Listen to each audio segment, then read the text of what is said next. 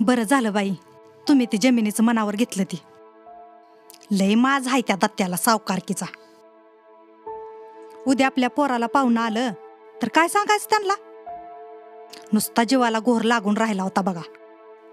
जमिनी बघून पुरी द्यायचा जमाना गेला मालनबाई. आता आपण तर आपली पोरगी दिली का शेतकऱ्याला? आताच्या पोरींना चांगला नोकरदार मोठ्या हुद्द्यावरचा नवरा पाहिजे. आपल्या दिवट्याला कोण पोरगी द्यायचं?